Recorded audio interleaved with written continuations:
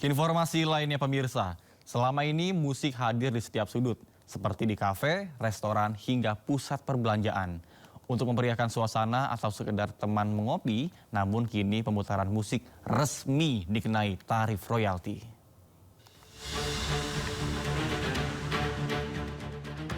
Pemerintah melalui surat edaran Direktur Jenderal Kekayaan Intelektual tahun 2025 menegaskan, pemutaran lagu di ruang publik yang bersifat komersial kini wajib membayar royalti.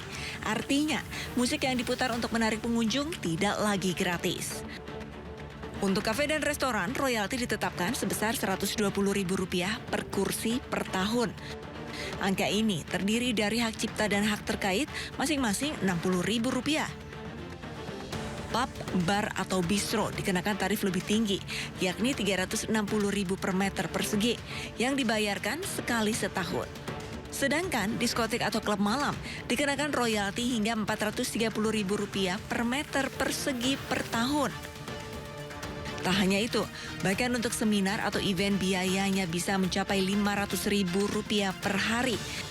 Dan untuk bioskop royalti ditetapkan sekitar Rp3.600.000 per layar per tahun. Alasan dibalik keputusan ini, menurut pemerintah, musik memiliki nilai ekonomi dan memberi keuntungan bagi usaha. Sehingga harusnya pencipta lagu berhak mendapatkan imbalan. Namun di sisi lain aturan ini memunculkan keresahan publik, terutama bagi usaha kecil yang selama ini memutar musik sekedar menjaga suasana. Semua orang pasti suka musik, dan kalau di tempat-tempat umum seperti tempat publik gitu dibatasin, ya kita ngerasa kayak terlalu berlebihan sih. Selama tempatnya jauh lebih nyaman, terus musik-musiknya jadi easy listening, ya nggak masalah. Toh kita juga sebagai penikmat musik dan penikmat kafe akan nyaman dan senang sih dari saya gitu. Gitu. Tapi dengan adanya peraturan seperti ini saya sangat tidak setuju ya gitu. Jadi kayak pastinya kalau dibebankan dengan royalti lagi, kafe tersebut dan tempat-tempat restoran lainnya itu akan terbebani juga. Pembayaran royalti dilakukan melalui LMKN dan tidak berlaku untuk pemutaran musik secara pribadi atau non-komersial. Di satu sisi, aturan ini bisa melindungi hak cipta. Namun, di sisi lain, pengelola kafe dan resto harus kembali mengeluarkan dana di luar kewajiban pajak yang beraneka ragam agar bisa membayar royalti musik.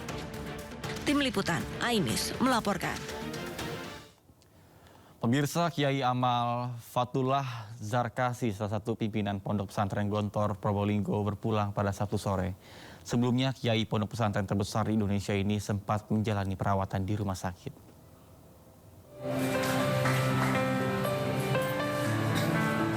Jenazah Kiai Amal Fatullah Zarkasi tiba di rumah duka di Desa Gontor, Kecamatan Melarak, Ponorogo, Sabtu malam. Sang Kiai meninggal saat menjalani perawatan di rumah sakit di Solo pada Sabtu siang. Setiba di rumah duka, sejumlah pelayat dari warga sekitar dan tokoh nasional diantaranya Din Samsudin juga hadir. Semasa hidupnya, Kiai Amal menjadi pengasuh Pondok Pesantren Gontor sekaligus menjadi rektor Universitas Darussalam Gontor. Beliau juga salah satu penggagas lahirnya Undang-Undang Pesantren yang mengakui pendidikan pesantren setara dengan pendidikan umum.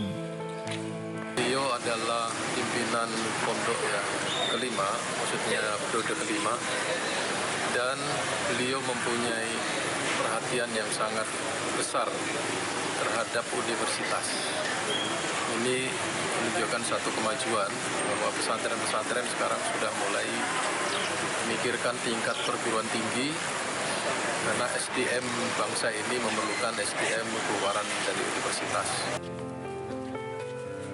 Setelah disolatkan, rencananya jenazah Kiai Amal akan dimakamkan di pemakaman khusus keluarga di Pondok Pesantren Gontor Minggu siang. Dari Ponorogo, Jawa Timur, Ahmad Subeki, Ainews melaporkan.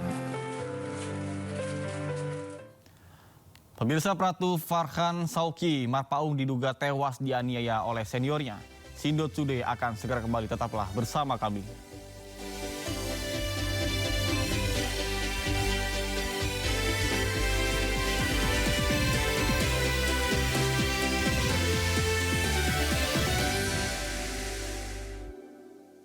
Bangsa kita akan semakin optimis. Pertumbuhan ekonomi kita sejauh ini relatif baik. Kalau pemeriksaan kesehatan itu dilakukan pada saat orang sudah parah kondisinya, maka biaya kesehatan itu mahal. Tidak ada satupun kecelakaan tanpa didahului oleh pelanggaran. Kekerasan jiwa itu akan terus dibawa hingga dewasa. Jangan lewatkan One on One, Senin pukul 9:30 malam di Sindo News TV. Nah, di level gerakan mahasiswa, saya kira ya kita punya tantangan besar. Tentu kalau bicara trade investment itu selalu dengan services. Memang ada krisis global. Oke. Memang pasca abad 20, kita susah untuk merencanakan apa yang disebut sebagai revolusi. Kalau orang nggak optimis nggak akan mau cari tahu sih. Ya. Walaupun dicari tahu dia nggak akan gerak.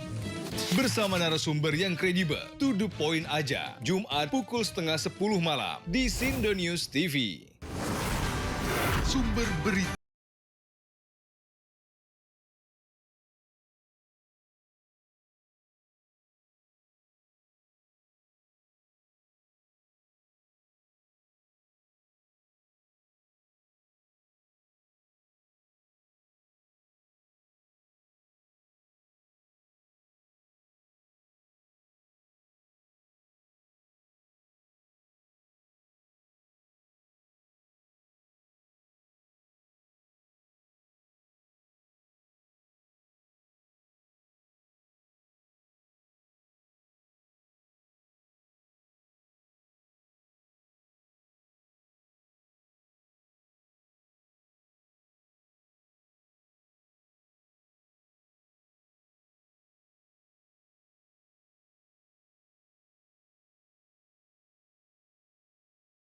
Beyond Headline.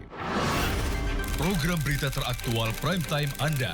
Presiden Republik Indonesia tiba di Brussel, Belgia. Dugaan korupsi kuota haji. 1.000 rekening penerima bansos terindikasi judi online. Menggali banyak peristiwa dari beragam lokasi. Muhammad Riza Khalid jadi salah satu tersangka olah tempat kejadian perkara kasus tewasnya diplomat. Dapatkan informasi penting di Sindo Prime setiap Senin sampai Jumat jam 7 malam di Sindo News TV. Sumber berita aktual tersaji lengkap di sini. 7 pelaku dalam kasus Hezbollah meluncurkan Sindo Today. Satres narkoba. Hujan deras disertai. Mobil rombongan wartawan. Sindo Siang. Korban meninggal dunia dan Indonesia, seorang terluka dalam. Sindo Sore. Kobaran api besar setinggi 7. Hati berjabat tangan dan berbincang akrab. Sindo Malam. Sindo News TV. Beyond Headline.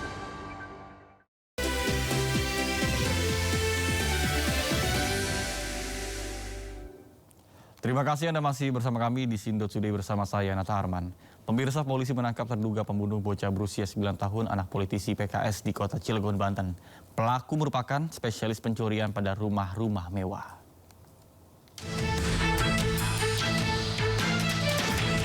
Polisi menangkap seorang pria pelaku pembunuhan bocah berusia 9 tahun anak politisi PKS Maman Suherman di Cilegon, Banten. Pelaku diduga merupakan spesialis pencurian dengan pemberatan pada rumah-rumah mewah.